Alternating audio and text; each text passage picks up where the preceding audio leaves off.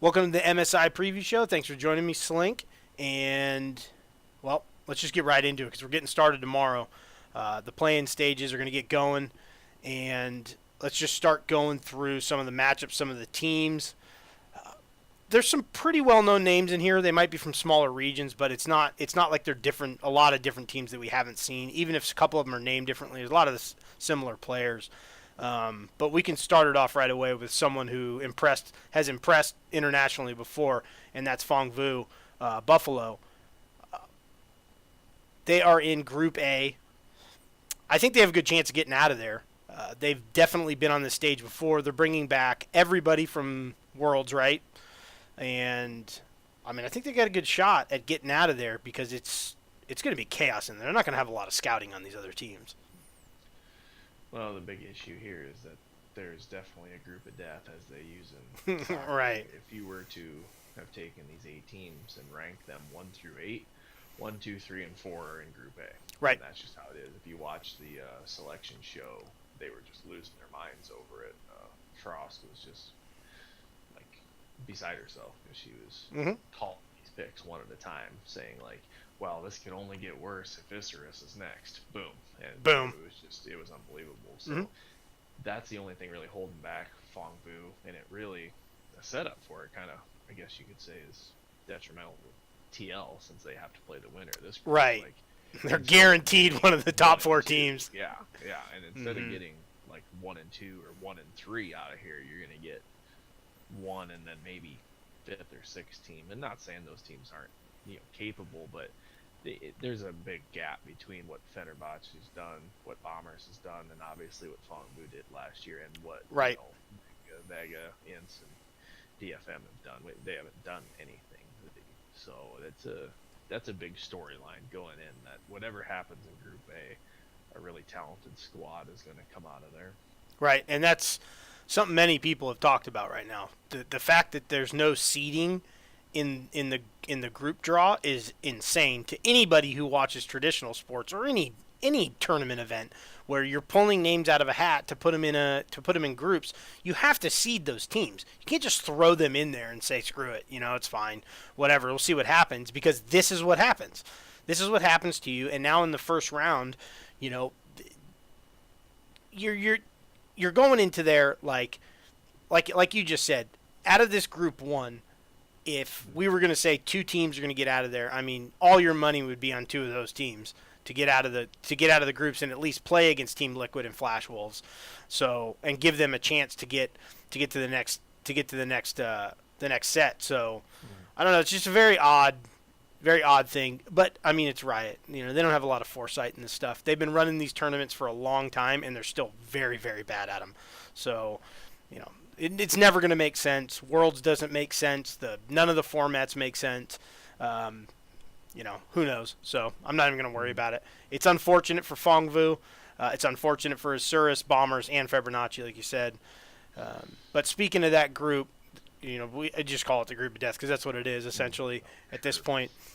Side note, I think Fibonacci's getting rid of the 1907 now that they're owned by the actual soccer team out there. So good for them. They're moving up because I think that was like a fan thing, but they couldn't call it Fibonacci, so they put 1907 in front of it. I might be completely wrong about that. I might have read some dumb thing on Reddit that I don't know what I'm talking about, but I'm pretty sure that's what happened, that they're actually sponsored by the squad now, so they're in there. But speaking of Fibonacci, they have a really good team.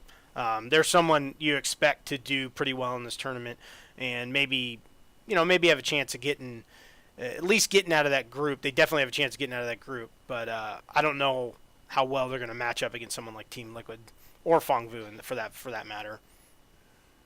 Well, experience counts for everything in the league. I mean, playing against some of the better teams is just going to give them a leg up. Right. And while they haven't played against them recently, the experience that they do have playing against them just makes. I mean, you've seen it in their regular season and in their playoff run. I'm pretty sure they swept their playoff run. Their favorite of Uh-huh. the matches.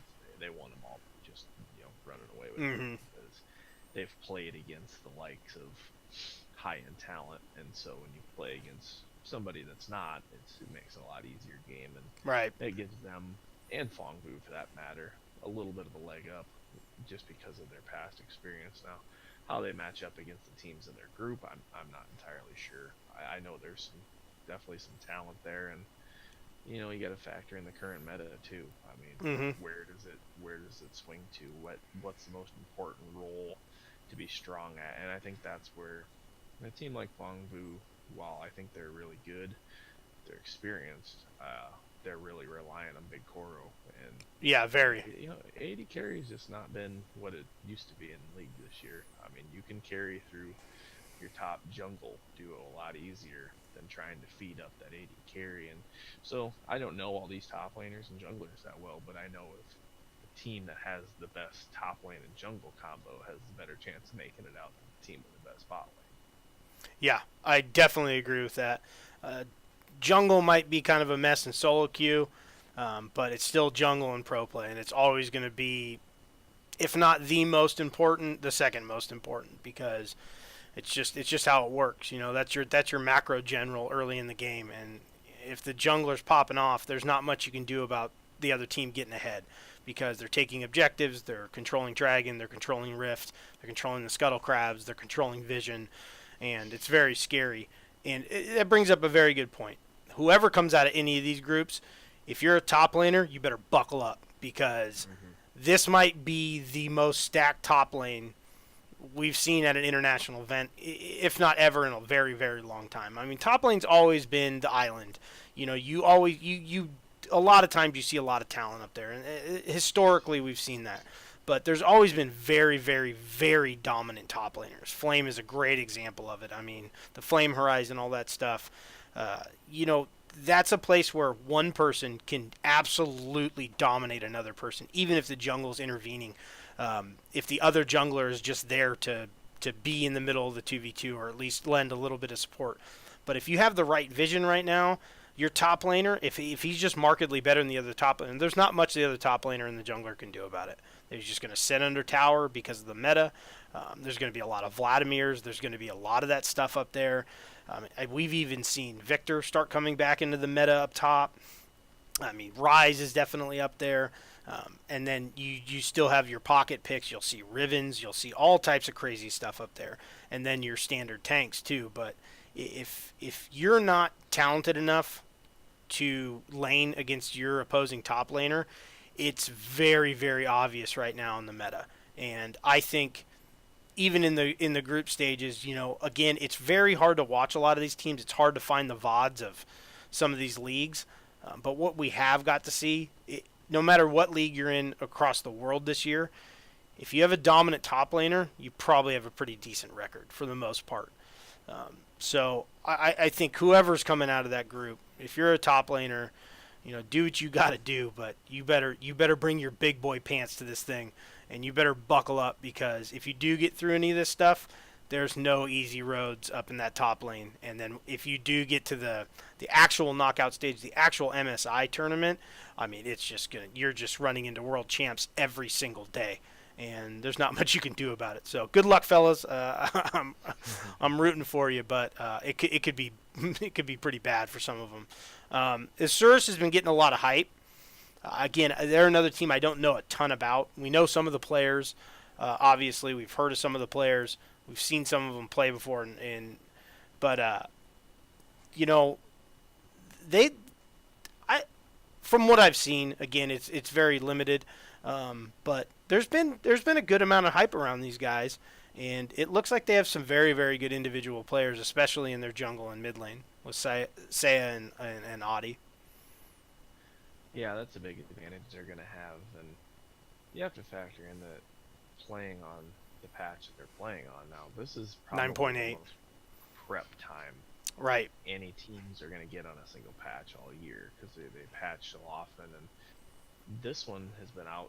This is what they played the playoffs on, like you say, or Mm-hmm. I mean, it's just been out for so long that you should at least have. And then this goes back into our coaching, talk, but there should be plenty of prep time and there should be plenty of counter picks available, and that's the part of MSI I really enjoy watching is the back and forth there, because these guys, as soon as they all won, they knew they were going to MSI, Right. and they knew what patch it was going to be on. So the amount of time they've had to practice to find tendencies, to find counter picks, should make the pick ban stage of these things really interesting, because we do expect to see, a ton of Vladimir, how powerful he is. It's broken. And, just him, for example. I'm not going to go through everything that's powerful, but him, for an example, you want to get him, but you can also play the mind game that the team you're playing wants him badly for where he's at. If you can counter pick Vlad and you have a good one and a good team comp to counter him, you can take a game off somebody just because you know what they're going to go for. I mean, he is far and away, when it comes to survivability, it comes to late game carry. Oh, he's abusive. The only thing he doesn't really offer is extreme CC. Everything else he's got. You can bait that pick out pretty hard if you know what you're doing. Rek'Sai's the same way in the jungle. We've seen what she's been able to do with. She's disgusting in the right hands. Exactly. So, and Jarvan. We talked about Jarvan before the show. Just baseline. I didn't watch all these guys play, but I did look at all their match histories just to do some prep work, and it was so obvious that it stuck out. I didn't chart it all, but every jungler in every one of these teams, when I looked at their final games and their championships, all of them played Jarvan at least once, most of them twice. 2 out of their 3 wins, they got Jarvan at jungle. So all 8 of these junglers you're going to see really do prefer J4. So that's going to be a contested pick, or a pick that you can abuse if you know it's coming and if you have the right thing to abuse it. I'm not saying I know what it is, but they've had enough time to figure out a strategy to give away J4, Galio, Vladimir, and the other team feeling super strong, whereas they're playing right into your hands if you're capable of it. Right, and I think the best strategy against stuff that's very solid, like, I don't think Jarvan's OP or anything. I just think he's really solid, and he's fairly easy to play for a professional jungler, and he does everything. He's the new Camille, essentially, in that sense. But Jarvan's still Jarvan, and he's very straightforward. You know what's happening. Guys are getting better at the flag and drag flash stuff for the knock up off the flag, and whatever. But it's really beside the point. If you're a good team and your jungler's just better than the other jungler, just ban Jarvan. Simple as that. Just ban him. You don't need him. So just ban him. Just get rid of him. If you're SKT, just ban Jarvan every single game if you feel like it. And be like, okay, deal with it. Now you either need to ban Lee Sin, or you need to do this. Or you need to start banning stuff. If you don't, Klid's just going to run roughshod over your whole entire team. So, deal with it. And I agree with you. I think in these play-in stages, I think that's a big thing, because we've talked about it before. The coaching and the prep work and the pregame and the analysts and stuff like that, there's just not a lot of them. There's not a lot of good work that goes into it. You can tell in the draft phases. There's not a lot of evidence. There's just not a lot of adjustment. There's not a lot of preparation that's done properly, because they don't really have the money and probably the staff to do it. So I think for the most part, it's just either the head coach and the assistant coach and the players doing it themselves, going, I can play this into this, and then the coach letting them, and then getting into the game and just getting smashed because it works in solo queue. But this is completely different, monster. So I think if you're a team in these play-in stages right now, trying to get out of there, the better you are at prep work, and the better analysts you have, and the better head coach you have, and the better draft you have, you could just take this just on drafts alone. Because I don't think there's going to, especially in Group A, I don't think there's going to be a huge gap in skill. Most of those teams are going to be able to hang with the other teams at least. But if you just completely outdraft people, not cheese picks, none of that stuff, just completely outdraft people, know what they're good at, and just ban it out or take it away from them. I mean, you could just take that whole group without anybody realizing what just happened, and just from prep work alone.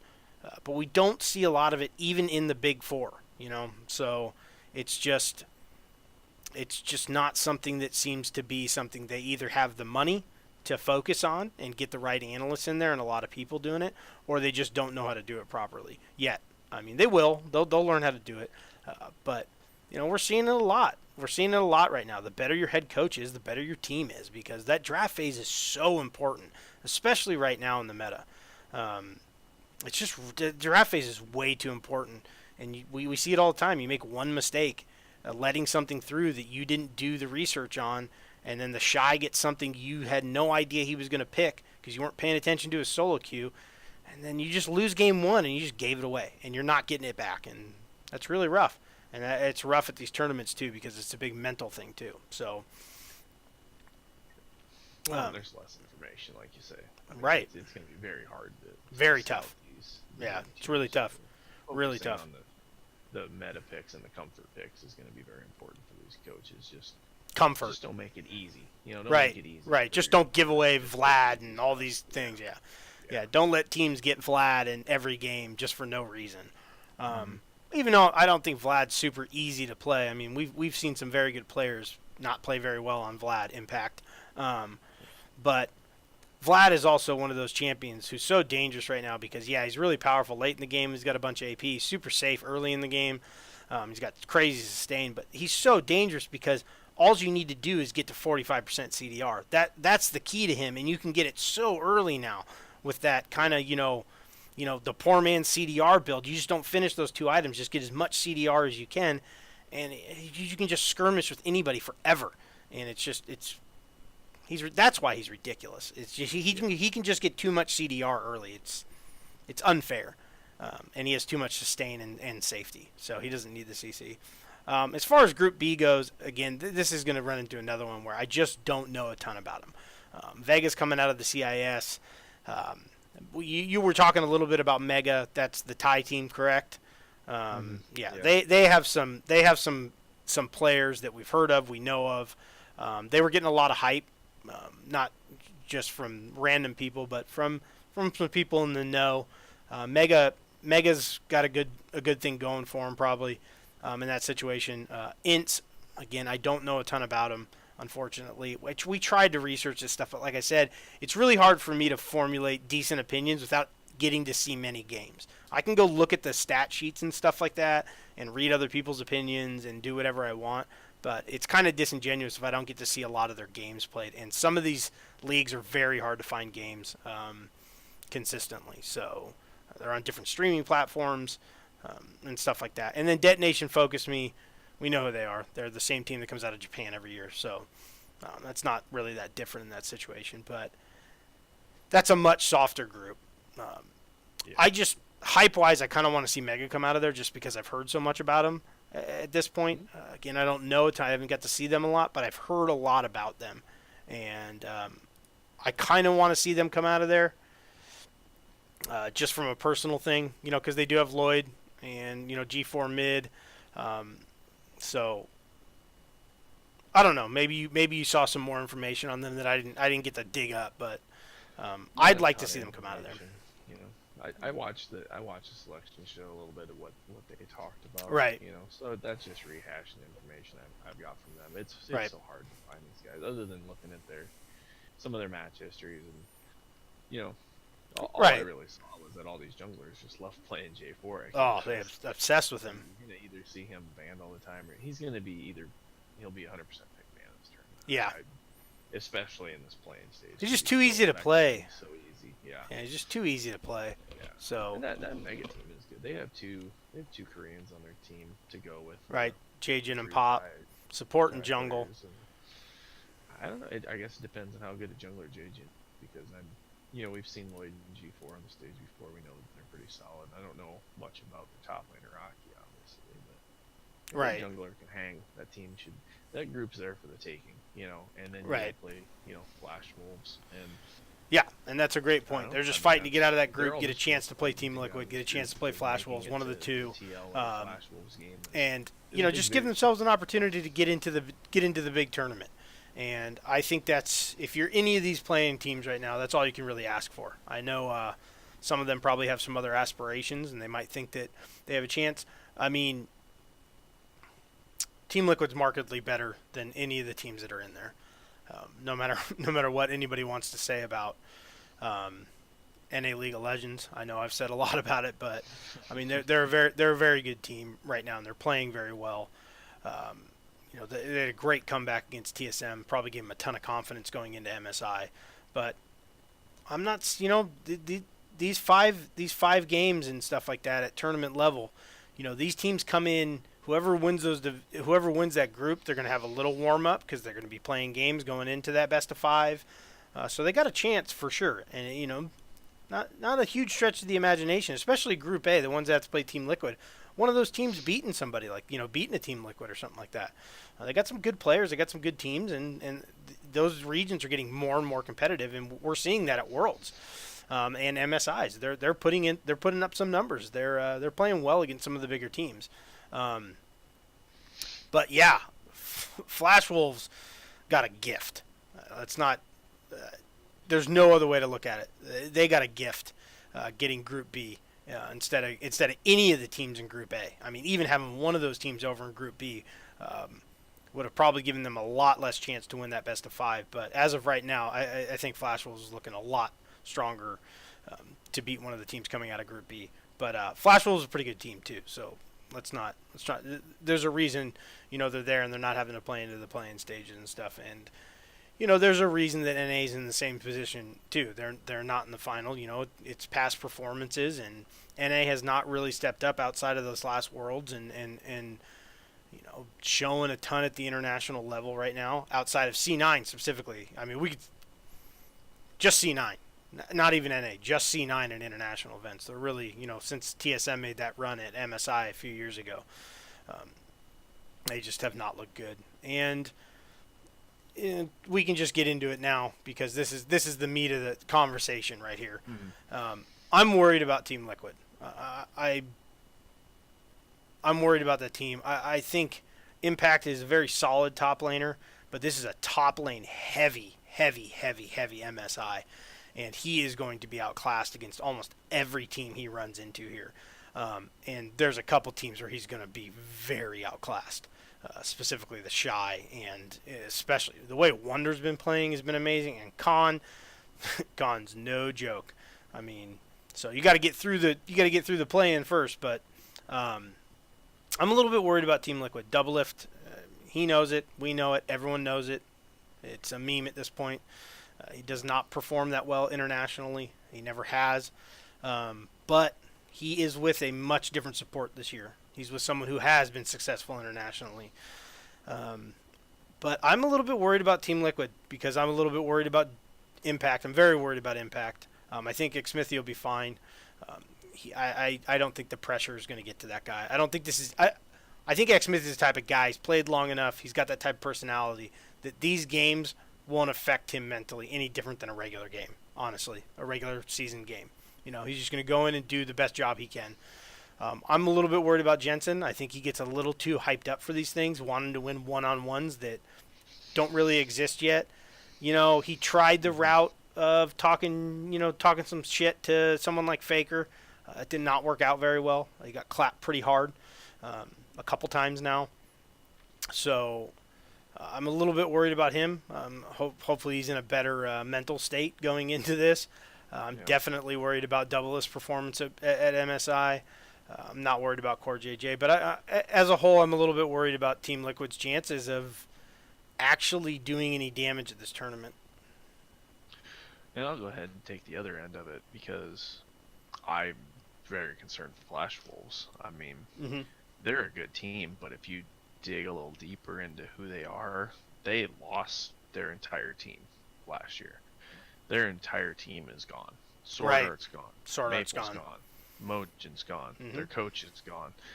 They have nobody from the Flash Wolves we're all used to watching. Right. Aside from specifically Hanabi, Sword Art and Maple. Yeah, I mean that's Flash Wolves. Right. This roster that's put together is completely new with new coach Sweet, who only joined in December. I mean, this is they do have the easier path, but there are some teams on their side that they will play that have been together far longer than they have. That's for sure. Oh yeah. And last year they lost to Fong Vu, at Worlds in a very important match. So they're not guaranteed anything, and it wouldn't. They got so lucky from that aspect because I think if any of those, two of those good teams out of A were in the other group, they're getting bounced. Yeah, they would probably get bounced, and that was just so fortunate for them. So they'll probably win just on the fact that they're not gonna have to play anybody too bad. But it could get real ugly at the next level for Flash Wolves because they just don't have the team experience to compete with what they're going to run into. I mean, their best Right. player right now at this point is probably Rather, and that's their, he's on loan, Mm-hmm. from Griffin. Yep. So like that's what they got right now. Yeah, they're in these trouble. other guys, I'm not really sure about that. The next round for them could get super. Well, it's ugly if tough they too run into because the you wrong lose that team. first one, then you're gonna have to, you're gonna get your second chance down there at the bottom to get into that sixth slot, and I mean, that's why I don't think Team Liquid's not going to get through the play-in rounds here. I think they're going to get to the Right. group stage, obviously, because they get two chances at it. So even if they get crazy upset, in that first round, in that first best of five, they're good. They're going to drop down to the bottom for that sixth slot, and I can't see them losing whoever they play in that one. But I don't think Team Liquid's going to lose to whoever comes out of that group. I just think, I'm talking more about Team Liquid once they get into the big boys. Right. Flash Wolves, I think there's definitely a good chance they don't get out of here because if they don't beat the Group B team, they're not beating the Group A team that loses to Team Liquid. So, or they're probably not. I mean, they're in a lot of trouble, and they're in that position because of past performances. It's not because of their roster, like you said. They lost Sword Art and Maple specifically. We all know who those guys are. We've seen them on the international stage plenty. They know what they're doing. They went on to bigger and better things at this point. So, yeah, I'm with you, man. It's going to be very interesting. I would say that Flash Wolves is the underdog right now of getting out of that, honestly, because no matter what, they're going to have to play one of the teams out of Group A, one of the good teams there. But again, they got so lucky that all four of those teams are in Group A, because like you said, that could have been really dangerous if the top team was in Group A, the second team was in Group B, and both those teams gets out. That would have made that road much, much tougher. But now, three of the best four teams in the play-in are getting knocked out. Period. So Yeah. there's nothing. It's good. It's a good situation for them. Yep. But going into that group stage, we got, when the big boys show up, and I gotta tell you, SKT1 looks like a juggernaut right now. They started a little bit slow. Everyone kind of expected it though. Pretty much a whole new team as far as mentality goes. Learn to play around Teddy, and Mata was there, and Klid's coming in, and Khan's going in the top lane, yada yada yada. Faker and Koma are still there, obviously, but it was pretty much a new team. It took them a little while to get going, but once they got going, Griffin looked like world beaters, and they just stomped Griffin. Granted, I don't know what Griffin was doing with their Pantheon Talia nonsense. Maybe try it game one, but then they tried it again in game three. Like, you can't do that to SKT1. Come on, dude. But that's Griffin's. That's been Griffin's problem. They're the best regular season team we've seen in the last year and a half by far. It's not even close. As soon as they get into a best of five, it's like, whoops. So, SKT1 looks dominant. Invictus had a very middling season, but not in the playoffs. They looked like the world champion Invictus Gaming in the playoffs. And then G2 was just G2 all year. Fnatic tried to make a run. They looked pretty good, but no one was beating G2 in Europe this year. But this is about as excited as I've been for an MSI. This feels almost like not even a mini Worlds. This feels like a Worlds for me. Like a lot of these teams are the teams we wanted to see there. The teams I wanted to see there for sure. And they're all in good form right now. And I think this is a 3-horse race by any stretch of the imagination. And honestly, I think it's a 2-horse race at this point with Invictus and SKT. But we can just start with G2. Crazy. Picked up caps, put perks down in the bot lane, and everything's come up spades for them. You know what I mean? They've just, they've looked great. They've looked awesome. Pretty much. They've had a couple bumps in the road, but Wonder has really separated himself as a top laner. He's looked phenomenal. And this team just looks great. They got Yankos, who's definitely been on this stage before. Perks, this isn't going to get to Perks. Caps Caps is going to have to show us something at this MSI. This is a big tournament, I think, for him going forward. Just, I mean, mentally, not that he didn't play well at Worlds or anything like that, but he struggled against top laners, or mid laners, sorry. Yeah, they're the hope and dreams of EU. Said it, and even though we've got on them a little bit for their broadcast and the amount of hyperbole they use, the fake storylines with them. This is their super team. This Mm-hmm. is the best they have. They put it all in the same team, and this is the opportunity the West has. G2 Esports. This is it, and they did look damn good, and great. Boy, did they just hand Origin their asses. And I thought it was pretty good, and it was ugly. They were playing around with them. They really were. They came up with a random comp, beat them, then let Origin have that comp, beat them with that comp, and then just stomped them with a funnel comp. I mean, it was great. They just destroyed them in every sense of the imagination. So, if there ever was a time that a team from the West is going to come out and do some damage, they needed to look like G2 looked this year. So that's step one. My concern with them was obviously going to be the bot lane. Yeah. Perkz is a great player, we know that, mm-hmm. but there's a big difference. There's a huge difference between a pretty good mid laner and being a multi-year professional AD carry that's going to be playing against some heavy hitters in this tournament. And that's not only that, but the support's role. Like, he's not used to having a fairly new AD carry. That's going to be big. To lane against Teddy, for crying. I mean, what do you Mata and I mean? Teddy, not just Teddy. I mean, you don't those have two to just play okay against those two. You have to play perfect, or you're just going to get rolled. You're going to get rolled. Yep. So it's just, I don't know. I'd feel more comfortable if they had a more traditional AD carry on their team, but he looked good this year. So, well, I don't know. That's where they could lose it, I guess. The big thing I hear a lot of people talk about is, Perkz is a different kind of AD carry, and mages and stuff like that he can bring down into the bot lane. Now, he's played the traditional AD carries pretty well, right? But he's also playing in EU. He's not, like you just said, he's doing this against fairly elite competition. You have your Recklesses and stuff like that in the league. You have some good players over there. You have some guys who showed up this year to show off, and make a name for themselves. But there's, like you said, that's a big difference. Teddy right now, Teddy looks like he can 1v5 everybody. I mean, his solo queue games, the finals games. I mean, that guy. But he's been 1v5ing. He had so much practice with Jin Air last year, 1v5ing everybody. And his best 80 carries might not even be the meta ones right now. I mean, God help the rest of the world if Caitlyn becomes meta again, because it's just over when that guy gets her. But I mean, it's a huge point, because that mage bot lane crap does not work against Teddy and Mata. It's not going to work against, and it's probably not going to work against Jackie Love and Balon. It's not working against Jackie Love. No, he'll run you down, and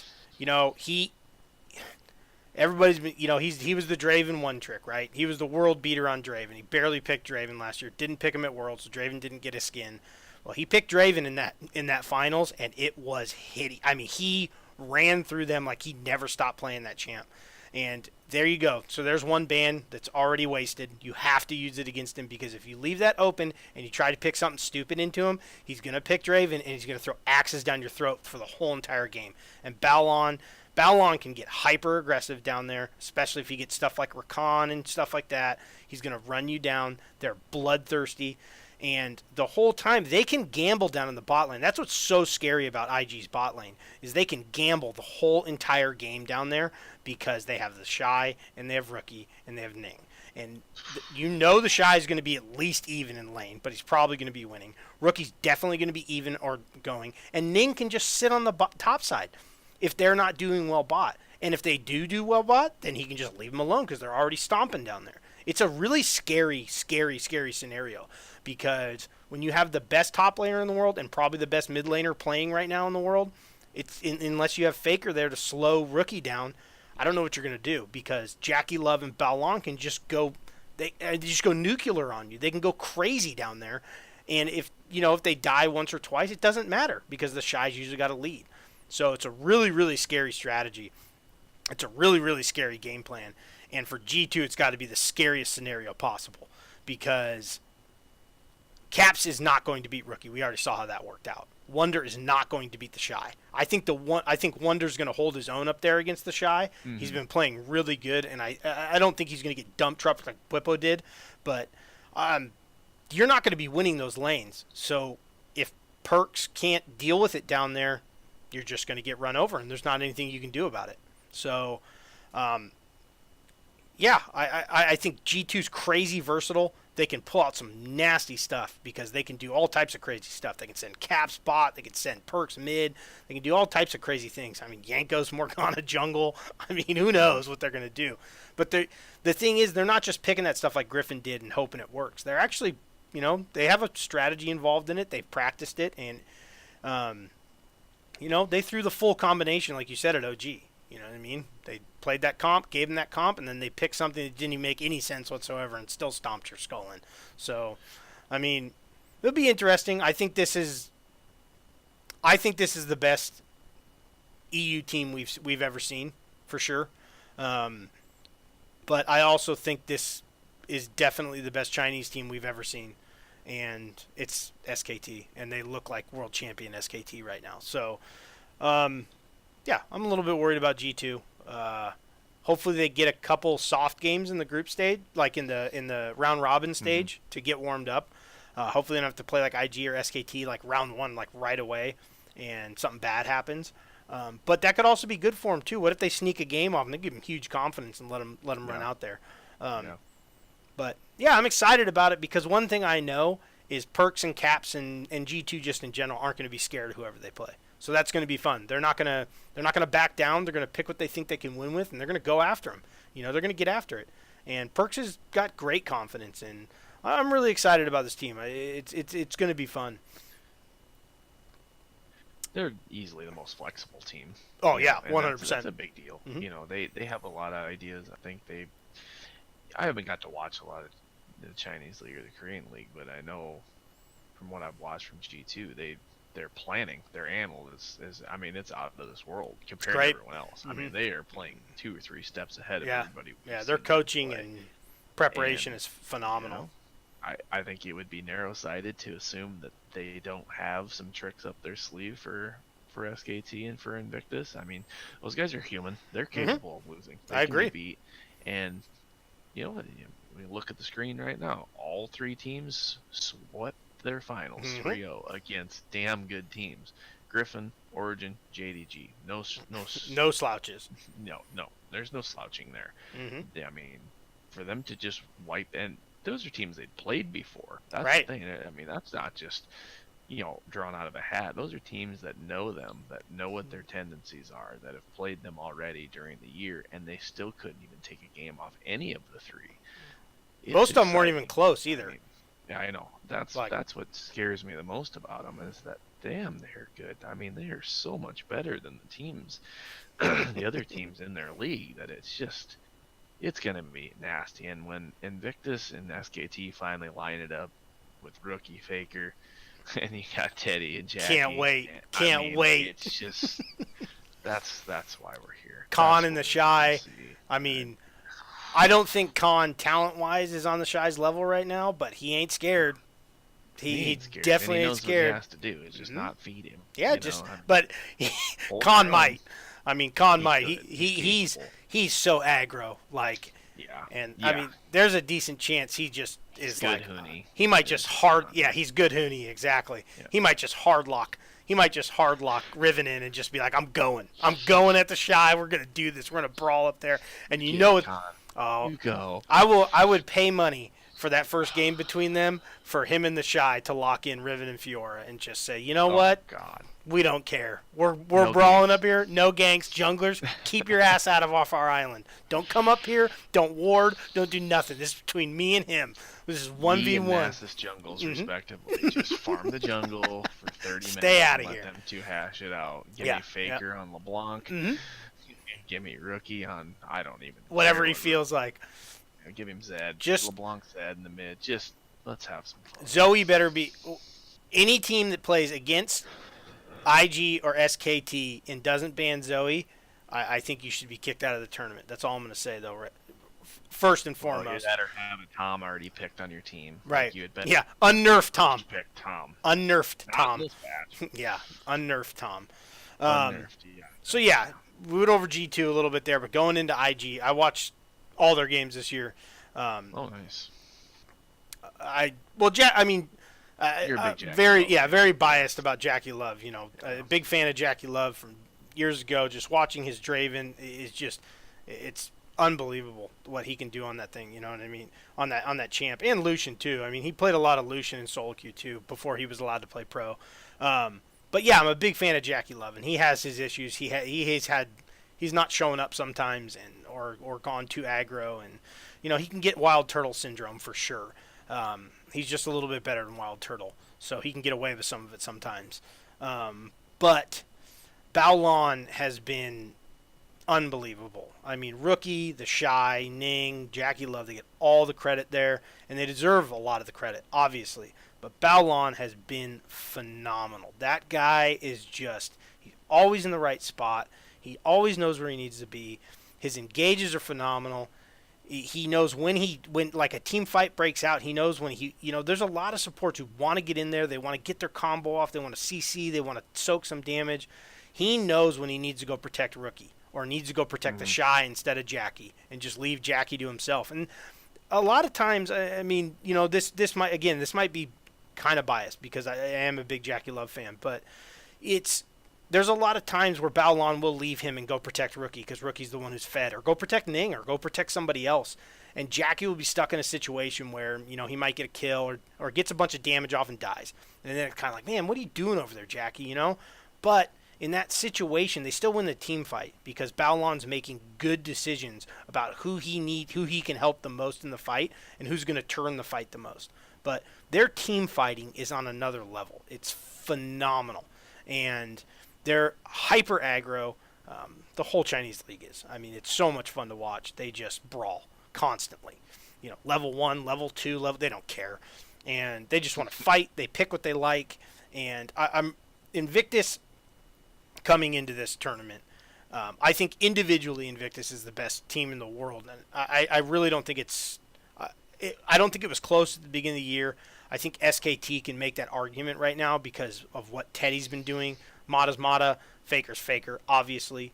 Khan's had his struggles this year, though. So I think the Shy is a clear-cut winner in the top lane. I think Rookie... I think Faker's always on anybody's level. It doesn't matter. I personally think it's a moot point to even bring it up. Like, Faker's just Faker. There is no... If you say Rookie's the best in the world, Faker's still above him. Like, it's just Faker. Like, he does Faker things, especially when it counts. I mean, that year they lost in the finals, they did no business being there. Faker dragged a dead body through 5 rounds of Worlds by himself. You know what I mean? Like, it was ridiculous. But Invictus is just crazy. Their team is so good. And, I mean, there's a good argument that their backup top laner is the second best top laner in the world. I mean, it's bonkers what this team has. They're hyper aggressive. They know what they want to do. And I think one of the things is they're really hot right now. And China has kind of a weird season. So I think there's a lot of things during the season that people will see. IG struggled early, right? But again, China plays very, like Uzi didn't even play at the beginning, and then the Chinese New Year's happens, they take a huge break, and then they come back and play. And that seems, everything that happens before that seems to be like, don't even pay attention to it, right? Just like, kind of doesn't matter. And then afterwards is when they start playing. And ever since then, IG's been IG, the IG you expect them to be. People were a little bit worried about them going into playoffs, but I mean, they just stomped their way through playoffs. It wasn't that close. It wasn't that fair. They ended up playing the 8 seed in the finals, JDG, who were as hot as any team's ever been, I've ever seen. It was unbelievable. They had no business being in the finals, but they got hot, and they had some really good individual players. And then they ran into IG and they got kicked in the teeth. It was ridiculous. It wasn't even fair. And I think IG coming into this is individually the best team overall. I don't. I watching the Shy is just it's unbelievable. I mean, it's unbelievable. Khan's got no Khan Wonder. Good luck, boys. I mean, hope your team does something because if you give him an inch, he's going to take a mile. And a lot of times you don't even give him an inch, and he just takes the mile whether you like it or not. And if you don't ban Vlad and those things against him, he's just going to run you down. He's just going to destroy you in lane. And I think Invictus is biggest thing is their. I don't know how you ban them out. Like you have to use certain bans on the Shy, you have to use certain bans on Rookie, and you probably need to ban Draven against Jackie Love unless you have a plan to deal with that. But if you don't, I mean, you can't ban Ning out, you can't ban Rookie out, you can't ban the Shy out, you can't ban Baolon out, you can't ban Jackie Love out. I don't know what to do with them. You know what I mean? I think your best strategy at this point is just to pick one of them and ban whatever you can. Just pick the Shy and ban whatever you can and take whatever else you can't, because, if you can get the Shy on maybe his 5th or 6th best top laner, maybe you have a chance that he's only up by 70 CS at 15 minutes, I guess. I don't know. I think that's your best chance. So, all I'm waiting for is, like you said, that first game between SKT and IG. I just want to see it. Let's go. Hopefully it's not a dud, because SKT can come out and do that sometimes. They can kind of come out and do those weird drafts like they're just kind of trying to feel the tournament out. Yeah. That does worry me a little bit. But speaking of SKT, you got to watch that finals, right, against Griffin? Yeah. Well, whatever you want to call it, because it was. If you're an 80 carry.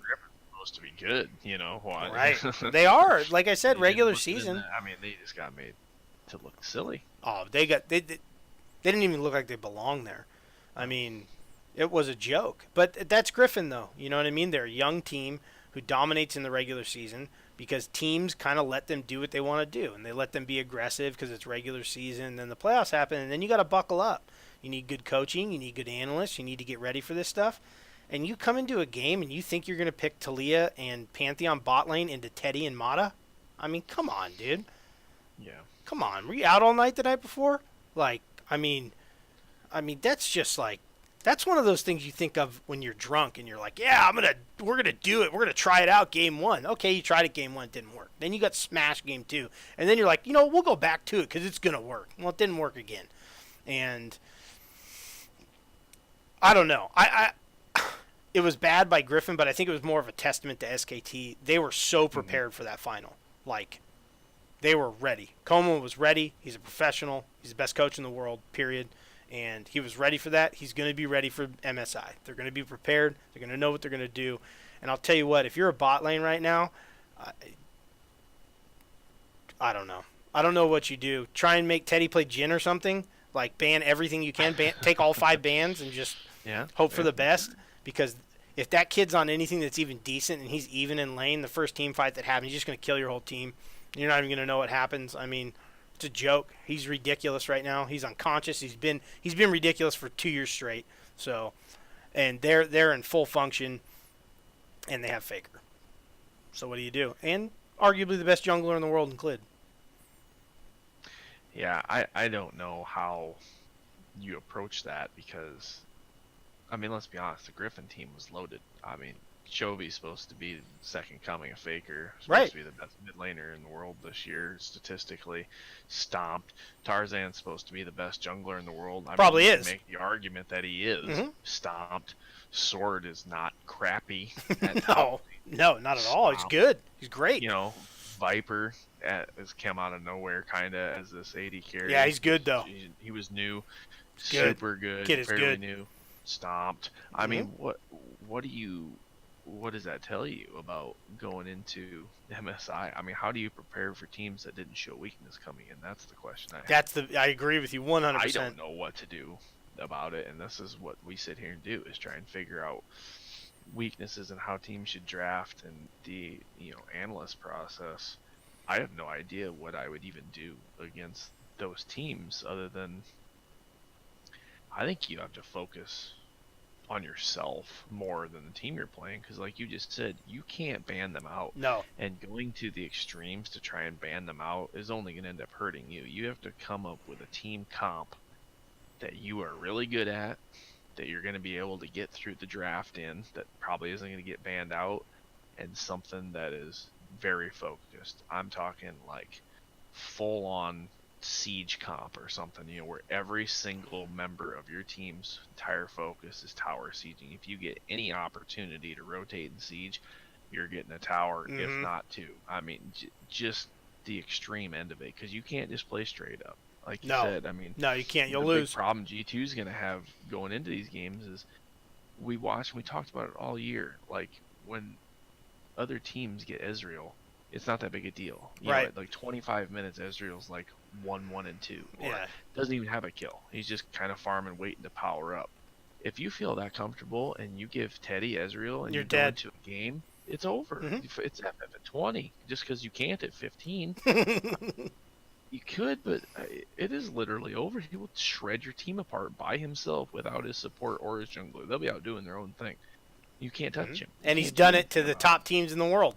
Yeah. In league. So, I mean, it's just, and that's not even a good AD carry at this point in the meta for the most part. I mean, they've messed with his build. You can't double tier. I mean, and he still just picks him up and just trashes He doesn't care. Team. I mean, it's just, Yeah.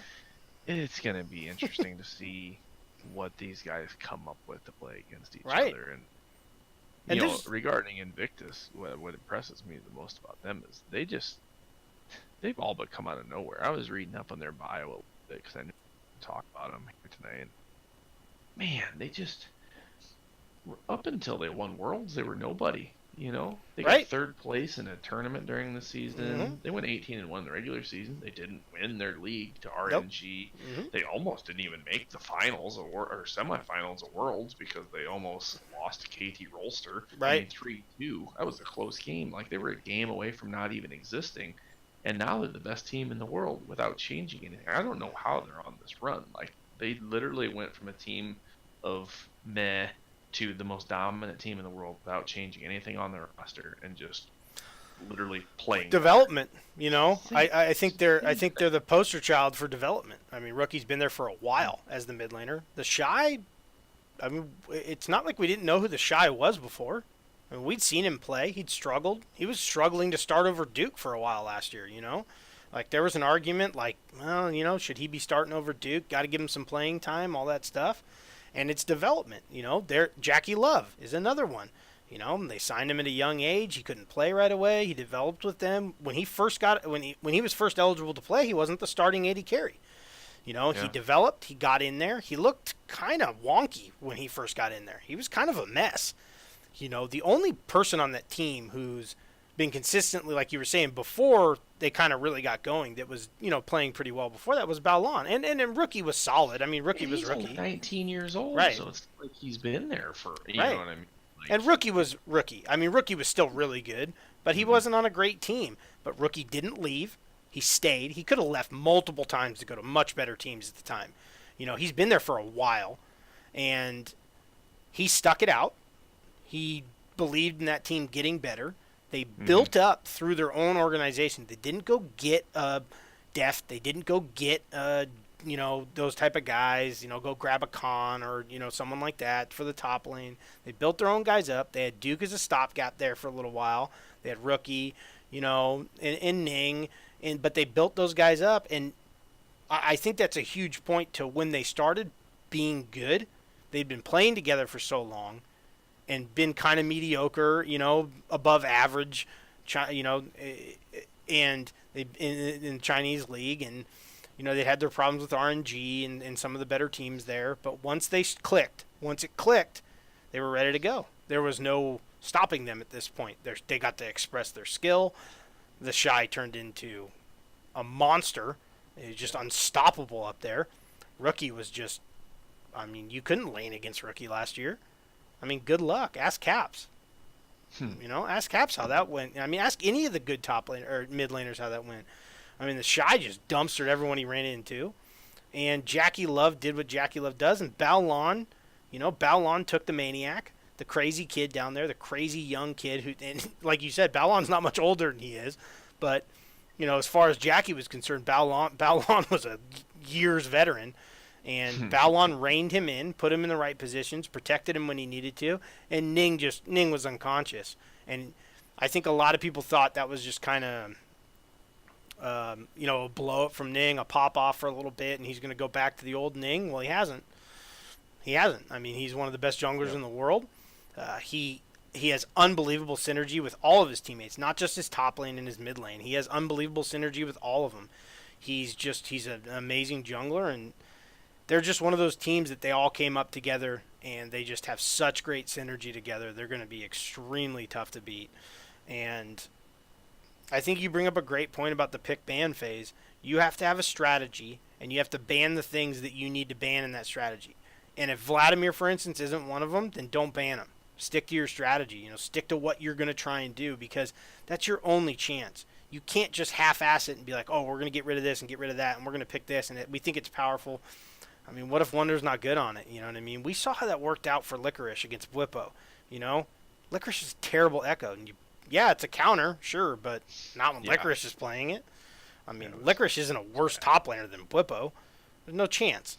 But, you put them in those situations, and hopefully, these teams don't do that to themselves over there. Hopefully they just go over there and do what they know how to do. But, I mean, this is going to be a two-man race. I mean, G2 could throw a wrench in it because they got some crazy stuff going on, but they could take a game. I hope they take a game. Whichever is the Giants they play against, if they take a game, that's one. And I know big victory. They have higher hopes than that, but a game would be impressive, I think, to the way those other two are playing right now. I mean, I'll be honest. If anybody besides Invictus or SKT takes a game off either of those two, I'll be very, very surprised, because, G2 3-0'd also. I agree, but Team Liquid's going to be extremely outclassed. Flash Wolves might not even make it in there, and whoever makes it out of that other group, they're in for a world of hurt. This isn't Worlds where everyone's playing each other, in the round robin.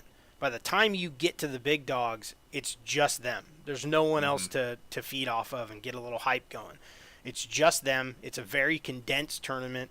But the top lane's good. I mean, top lane's World War III. And, and there's two gods just sitting up there and laughing down at you. The mid lane, I mean, Jiminy Christmas, if you're a mid laner, if you're Caps, you're stuck between Rookie and Faker. That's not where you want to be. No, you don't even get a warm-up game, man. You're just in there like, oh, here we go again. I mean, if you're a top laner, you're stuck in between Khan and the Shy. And Khan and the Shy aren't looking at any of you guys. They're not. They can say whatever they want in interviews. They're looking for each other. Shy is looking for Khan. Khan's looking for the Shy. That's all that matters. That's all that matters to those guys. Faker and Rookie are only looking for Faker and Rookie. Caps is an afterthought to these guys. That bot lanes, I mean, I wish the best for. I want to see G2 do well because they're exciting to watch. They're fun to watch. Perks is just one of the best interviews in the world. Period. But man, this is what's most exciting about it. It's going to be a really big test for Perks, because he's going to play against the two best bot lanes in the world, without a doubt. He's going to have to play against them. Teddy and Mata, and then Jackie Love and Baolon. Like, you're running into the two best bot lanes in the world. You can argue about Ruler being one of the best AD carries in the world. Viper's pretty amazing, but as far as just the whole bot lanes, the support is so much more important than just the AD carry now. I mean, it's at least 60-40 in the support's favor, if not more, in the bot lane. So it's gonna be a blast, but I don't know, here's the big one. I mean, Wonder, I think Wonder will be fine. I don't think he's gonna beat the Shy or anything like that, but I mean, he I think he's gonna hold his own against Khan. I think he'll be fine. Yankos is Yankos. He's played these guys before. This isn't anything new to him. Caps has been there before. He's struggled against the top or mid laners. He's had some struggles against them, but Perks will be fine mentally. It'll be no problem. The big problem is Mickey X probably isn't going to be able to play. And if Promise Q is your support, no. I mean, it's not gonna it's just not gonna be there unless Mickey X is gonna be healthy enough to play. I think G2 is in a lot of trouble because, again, the two teams they need to beat spot lanes are just too good. They're just too good, and you need Mickey down there. Promise Q just isn't going to be the guy that's going to be able to fill those shoes for this tournament, and it's looking more and more likely like Mickey's not going to be able to play. You can't take a sub into those games. That's just not. No. That's not fair. No. That's not seeing your true lineup and giving you a good idea of whether or not you can compete with the top. You can't bring in the sub, and he doesn't have the reps in with Perks' style and the way he AD carries different than a normal AD carry would. You can't practice that. He is a little different with the way he does things. So yeah, that could be a little bit of an ugly situation. But yeah, well, I mean, it's just I think it's the level of the support that they're bringing in there too. It's not like your backup is someone you just you went and Promise Q, again, like you just said, he's not someone who's playing all the time right now already. So that's going to be a problem. He's going to have to adjust to Perks, like you just said, who isn't an AD carry. So it's not even something Promise Q's used to dealing with. But on another macro level, their macro is so different than normal teams' macro because they have two mid laners playing at the same time. And they do weird stuff with their picks sometimes. Like how Promise Q's never going to get enough time in to get used to something like Morgana jungle funnel comp onto a Xayah. You know what I mean? Like no matter how well he plays at that thing, he's going to be lost in those games.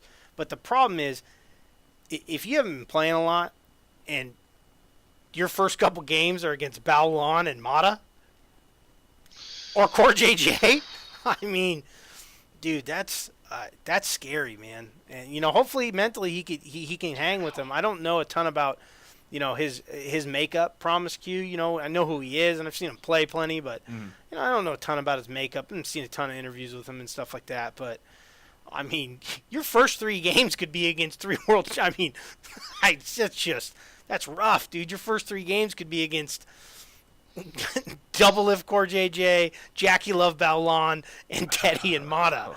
And if those solo queue highlights from the last couple weeks are any indication of what Teddy's doing to people right now, I mean, there's going to be war crimes called on him. I mean, it's a joke. He's tearing people apart.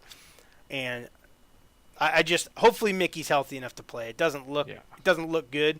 But even if Mickey's the support down there, it's going to be interesting to see how Perks reacts to that down there. I think his confidence will be fine, but we'll see how his confidence is after the first 15 minutes of playing one of those bot lanes because, like I said, I can't say enough about Teddy right now. That guy is just insane. He's doing things that AD carries just don't do, and they're not that big of a part of the meta right now.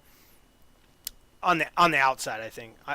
I still think AD carry is like hard carry. Like a good AD carry can just destroy games, even right now with this meta.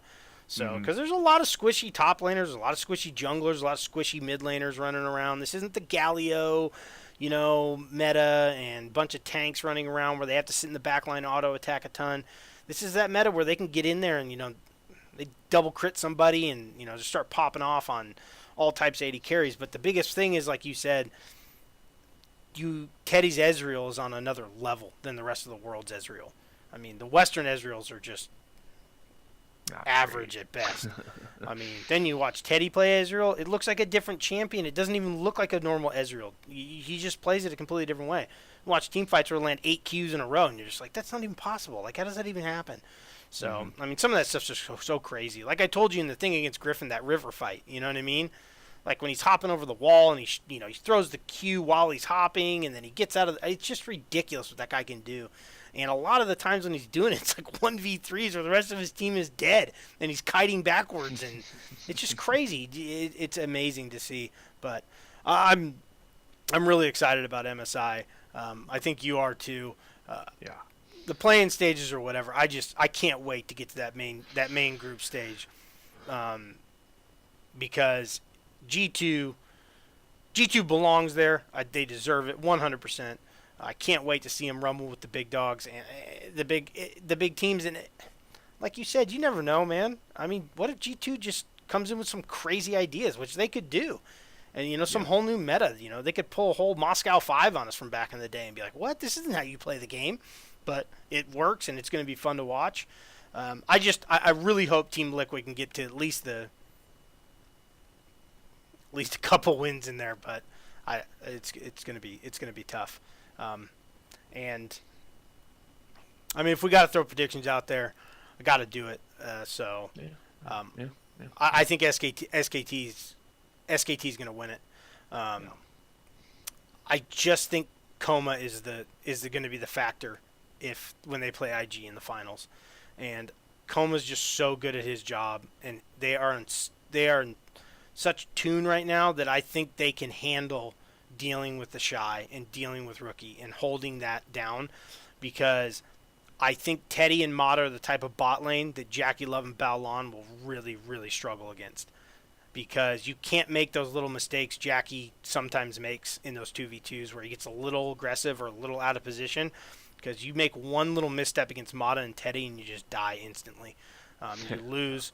Yeah, it's pretty scary what's going on down in that bot lane with Teddy right now. So I'm taking SKT number 1, IG2, and I think G2 easy third. Easy. I just those 3 teams, I don't think anyone's even near them. The No. rest of they're not anywhere near those teams. I know a lot of people say Team Liquid and G2 are close, but I don't think they're close. I think if they played a best of 5 right now, it'd be a 3-0 in G2's favor, and I don't think it would be funny 3-0 either. I think it would be No. I think it would be embarrassing. Wonder's just he's levels above Impact right now. Until a full tank meta comes back or Shen is top tier, Impact's going to struggle up there because he can't play Vlad and he can't play the Rise and stuff like that. Mm-hmm. So, yeah. So I got SKT 1, IG 2, and G2 easy 3, and then the rest I don't really care about as far as placing goes, because I don't think they're on the same level as those 3 teams. Yeah. Yeah, it's hard to argue with that pick. I mean, I look at Invictus's season, and it was pretty up and down. I mean, they didn't even win the regular season. No. You know what I mean? Like, they didn't have that great a season. They showed some weaknesses. SKT didn't really show some weaknesses, but I mean, I honestly, even though I do question their bot lane, I do see an avenue for G2 to win this, and I don't know, just maybe it's watching most of them, but their understanding of the meta and the macro game right now, just where it is right now, not where it's going to be at Worlds, Mm-hmm. where it is right now, I don't know. I think that could be enough for them to take some games, and they could. I think they even could win it. I think what their weakness is could turn into a strength. The fact that they have a kind of newer bot lane, but if Promise Q plays, they're not going to win. But if they can have their right roster in there, I would feel all right taking them. I think they're just really smart right now, the way they're playing.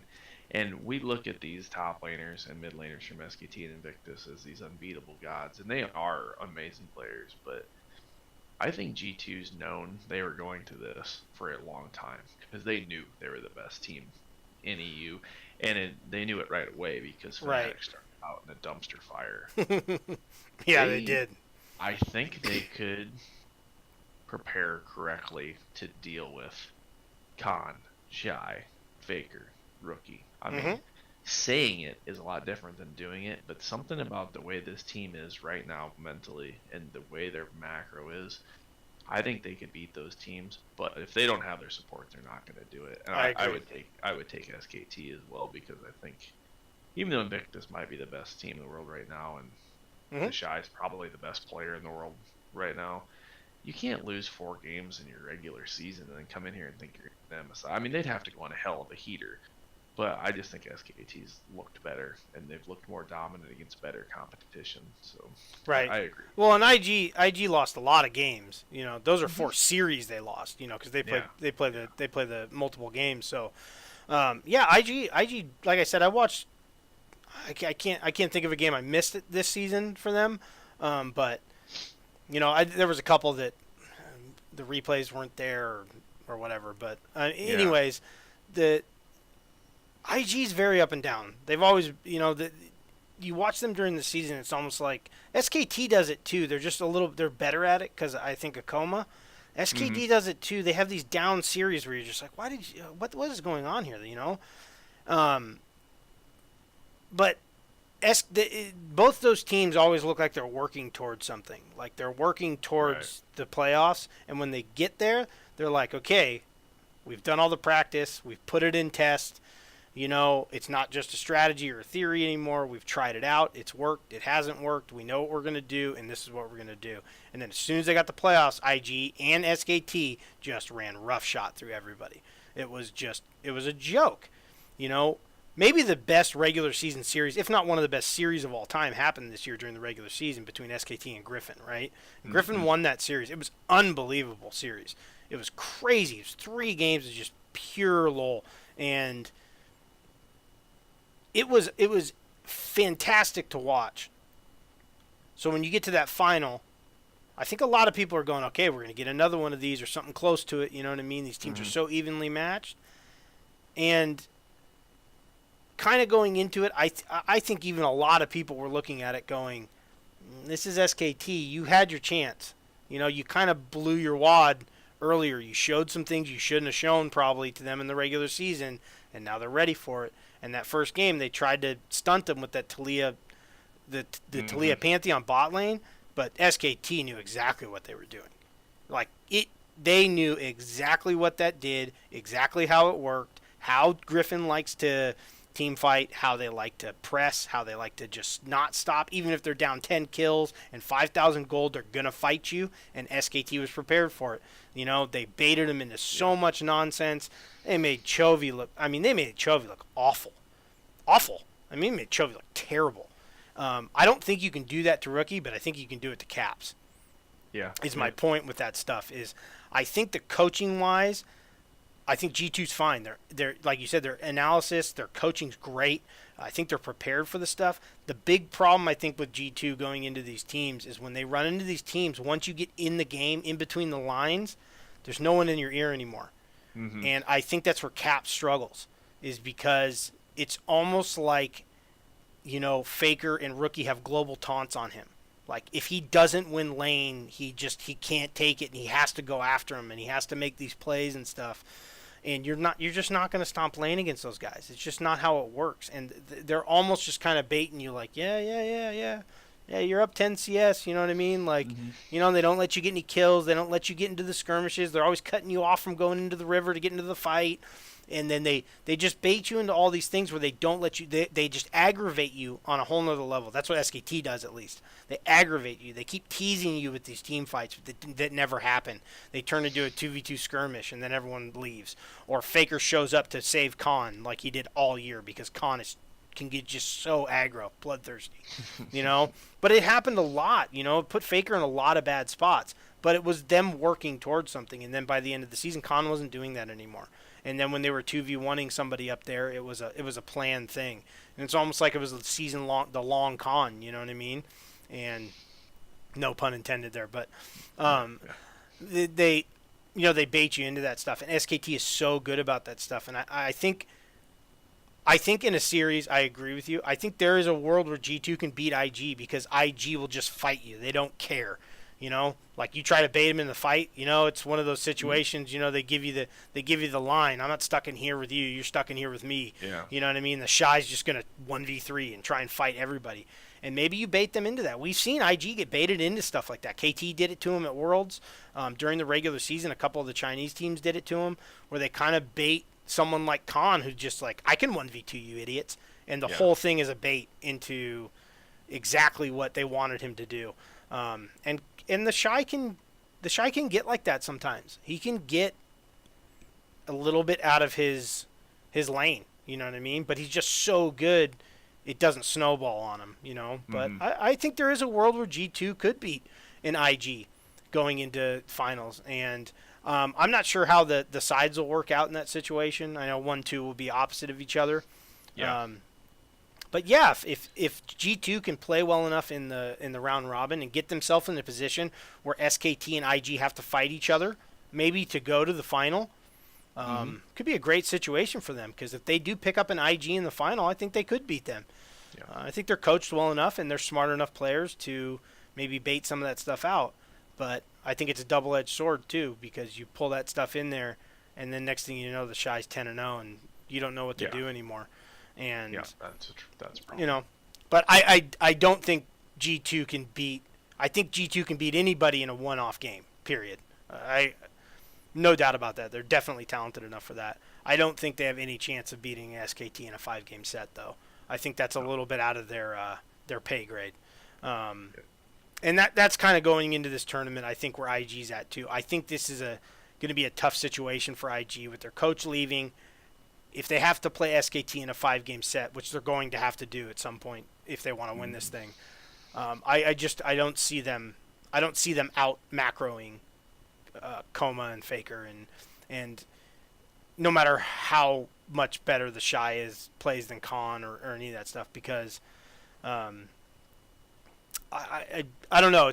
That's a weird situation. It's kind of hard to explain. I guess that's the best way I can explain it. I don't see them out, Belichicking them. Yeah. I just think, SKT's the New England Patriots and everyone else is just kind of playing catch up when it comes to a 5-game series at least.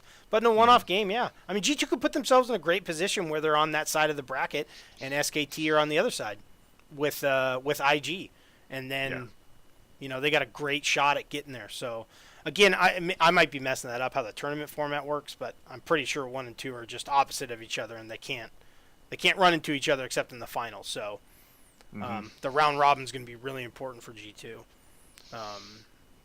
But yeah, I mean, do you think SKT is going to win it? Do you think IG is going to win it? I think SKT will win it. They're the best team for sure. I agree. Yeah, I don't doubt that, especially like you say in the series. That can't be debated because they do have the coaching too, as well as the individual play. So yeah, I agree. Yeah, it's going to be interesting. And this is also the first year where Coma's the head coach. Technically, whatever you want to put around that. I mean, he was talking about that when they won it. It's his first title as head coach, I guess. So that's still a little bit weird. Different culture, different style, what they call managers and coaches, and they have a little bit different setup there. So I think it's a little bit different for us. We would call him a head coach here, I think.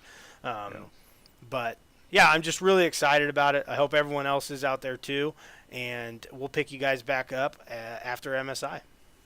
Thanks for joining me, Slink. Yep.